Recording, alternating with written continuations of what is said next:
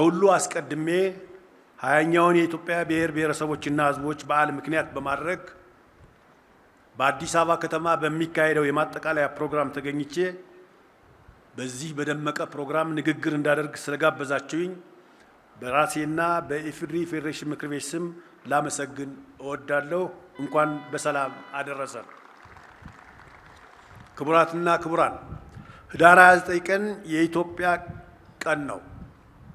ብሔሮች ብሔረሰቦችና ሕዝቦች እሴቶቻቸውን፣ ልምዳቸውንና ባህላቸውን የሚለዋወጡበት፣ ብዝሃነታቸውን የሚያሳዩበት፣ ህብረ ብሔራዊ ዲሞክራሲያዊ አንድነታቸውን የሚያጠናክሩበትና ለዘላቂ ሰላም፣ ለፈጣን ልማትና ለኢኮኖሚ እድገት የሚወያዩበትና ቃል የሚገቡበት ቀን ነው። የዘንድሮው በዓል ዴሞክራሲያዊ መግባባት ለህብረ ብሔራዊ አንድነት በሚል መሪ ሀሳብ የምናከብረውም ወደ ሀገራዊ መግባባት ለመድረስ ተግዳሮት የሆኑብንን ችግሮች በውይይትና በምክክር በመፍታት ህብረ ብሔራዊ አንድነታችንን ለማጽናት ተግባራዊ እንቅስቃሴ በጀመርንበት ወቅት የሚከበር መሆኑ ነው። ውይይትና ምክክር ወደ እውነት የሚያደርሱ መንገዶችና አማራጭ ሀሳቦችን የሚጠቁሙ አመላካቾች ናቸው። በውይይት ልዩነትን ማጥበብና የጋራና የውል ሀሳብ ማፍለቅ ይቻላል። በውይይትና በምክክር ሂደት አገርን ወደ ብልጽግና የሚያሻግር ሀሳብ ማግኘትም ይቻላል። በውይይት በመግባባት ደግሞ ለህብረ ብሔራዊ አንድነታችን ለብልጽግና ጉዟችን አስቻይ ሁኔታዎችን መፍጠር ይኖርብናል። ክብርት ከንቲባ፣ የተከበራችሁ እንግዶች፣ አገራችን ኢትዮጵያ ብዝሃ ማንነቶች ካሏቸው የዓለም ሀገራት አንዷ ስትሆን ባለፉት መንግስታት ብዝሃነትን በአግባቡ ከማስተናገድ ብዝሃነትን ለህብረ ብሔራዊ አንድነት ከማዋል አንጻር ጉድለቶች ስናስተናግድ ቆይተናል። በአሁኑ ወቅት በተለያዩ የሀገራችን ክፍሎች ለተከሰቱ ያደሩና የተከማቹ ግጭቶች ለሰላም እጦት መነሻ ከሆኑት ምክንያቶች አንዱ ዋነኛው ብዝሃነትን ለሀገራዊ አንድነትና ለብሔራዊ መግባባት ከማዋል ይልቅ የልዩነትና የመከፋፈል መንገድ ሆኖ የመቆየቱ ምክንያት ነው። የሀገራችን አሁናዊ ችግሮች የንግግር ፖለቲካ ባህል ማነስ፣ በመሰረታዊ አገራዊ ጉዳዮች ዙሪያ በቂ መግባባት ያለ መፍጠር፣ በስልጣንና ወደ ስልጣን መምጫ መንገዱን በተዛባ መንገድ ማለምና መሻት የፈጠሩት መዛነፍና ጽንፈኛ ብሔርተኝነት ሲሆኑ እነዚህን ችግሮች ቀርፈን ወደፊት ካልተራመድን በስተቀር በሀገረ መንግስት ግንባታ ሂደታችን ላይ እንቅፋት ማጋጠሙ አይቀርም።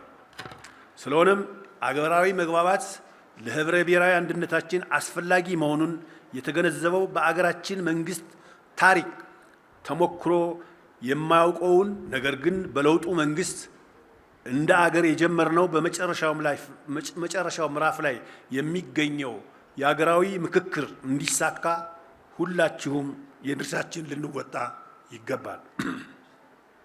የዘንድሮ የኢትዮጵያ ብሔር ብሔረሰቦችና ሕዝቦች በዓል የሚከበረው በልዩ ልዩ ኩነቶች ታጅቦ ነው።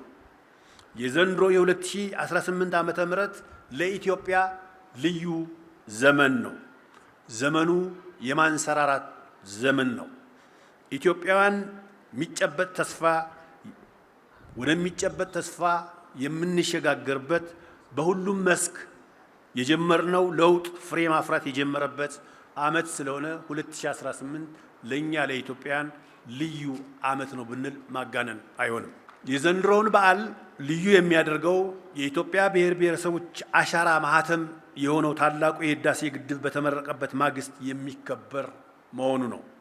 የዘንድሮ በዓል ኢትዮጵያ እየመከረች ባለችበት የሚከበር መሆኑ በርካታ የህዝባችን ህልሞች የሆኑ ታላላቅ አገራዊ ፕሮጀክቶች ተመርቀው በተጠናቀቁበትና አዲስ የግንባታ ሂደት ለመጀመር የመሰረት ድንጋይ ባስቀመጥንበት ዓመት ላይ ሆነን የምናከብረው ስለሆነ ልዩ ገጽታ አለው። ክቡራትና ክቡራን፣ እንደሚታወቀው አዲስ አበባ ከተማ ከሁሉም ማዕዘናት የተሰባሰቡ ኢትዮጵያውያን በህብር የሚኖሩባትና የጋራ ማንነት የፈጠሩባት የታላቋ ኢትዮጵያ ማሳያና አምሳያ ናት።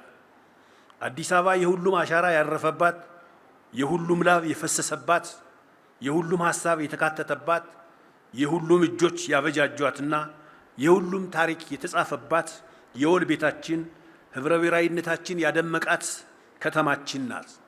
በመሆኑም የብዝሃ ባህል፣ የብዝሃ ቋንቋ እና አመለካከት፣ እምነትና ማንነት የስበት ማዕከል ሆና እየቀጠለች ያለች ህብረ ብሔራዊት ከተማ ናት። ከሀገራዊ ለውጡ ማግስት በክቡር የኢፌዴሪ ጠቅላይ ሚኒስትር ዶክተር አብይ አህመድ ሐሳብ አመንጭነት በከተማችን ከንቲባና በከተማችን ከፍተኛ አመራሮች ልዩ ትኩረትና እረፍት የለሽ ለስራ የመሰጠት ጀምሮ የመጨረስ ልምድ ከተማዋን አዲስ መልክ እያጎናጸፏት ያለው የልማት ፕሮጀክቶች፣ የመሰረተ ልማት ማስፋፋት ስራዎች ከተማዋ የዘንድሮውን ኮፕ 32 ጨምሮ ልዩ ልዩ ሁነቶችን ለማዘጋጀት በዚህ ዓመት ብቻ በመቶዎች የሚቆጠሩ አገር አቀፍም ሆነ ዓለም አቀፍ መድረኮችን በማካሄድ ማህበራዊ መስተጋብሮችንና ፖለቲካዊና ኢኮኖሚያዊ ውይይቶችን ለማድረግ የሚመቹ ስፍራዎችንና የታሪክ የቅርስና የተዝናኖት ማዕከላትን አሟልተው እየተገነቡ በመሆኑ ዜጎች በቀላሉ እንዲገናኙ፣ እንዲተዋወቁና ባህላቸውንና ተሞክሯቸውን እንዲለዋወጡ በማድረግ በኩል እድሎችን ያሰፋች ውብ አፍሪካዊት ከተማ ሆናለች። አዲስ አበባ የለውጥ ጅማሮዋ የወደፊቷ ታላቋ ኢትዮጵያ ምን ልትመስል እንደምትችል አቅርበን እንድንመለከት የሚያደርገን ሲሆን ለሌሎች የክልል ከተሞቻችንም ሆነ ለአፍሪካ ከተሞች የመሰረተ ልማት ዝርጋታ የልዕቀት ማዕከል ሆና እያገለገለችም ትገኛለች። ይህ አበርክቷ ወደፊትም ተጠናክሮ መቀጠሉ የክልል ከተሞች ከአዲስ አበባ የሚኖራቸው መስተጋብር ከፍ እንዲል ያደርገዋል። በሌሎች ከተማዎች መካከልም የእርስ በርስ መስተጋብር እንዲፈጠር ያግዛል። ይህ እየሰፋ ስር እየያዘና የሕዝቦችን የእርስ በርስ ግንኙነት እያሳደገው የመጣ ለህብረ ብሔራዊ አንድነታችን መደላድል፣ ለብሔራዊ ትርክት ግንባታና ለማይቀረው የሀገራችን ብልጽግና መደላድል ይሆናል። በመጨረሻም ህብረ ብሔራዊ አንድነታችን የሚያጠናክሩና ዘላቂ ሰላማችንን በሚያሰፍኑ ጉዳዮች ላይ የአዲስ አበባ ከተማ አመራሮችና የአዲስ አበባ ከተማ ከንቲባ የጀመራችሁትን ተስፋ ሰጪ ሰው ተኮር ማህበራዊ፣ ኢኮኖሚያዊና የመሰረተ ልማት ማስፋፋት ስራዎችን ፍትሃዊ እና የህዝብ ተጠቃሚነትን በሚያረጋግጥ መልኩ ተግባራችሁን በጀመራችሁት መንገድ አጠናክራችሁ እንድትቀጥሉ በኢትዮጵያ ብሔር ብሔረሰቦችና ህዝቦች ምክር ቤት ስም በኢፌዴሪ ፌዴሬሽን ምክር ቤት ስም አደራ ልላችሁ እወዳለሁ። እጅግ በጣም አመሰግናለሁ። መልካም በዓል።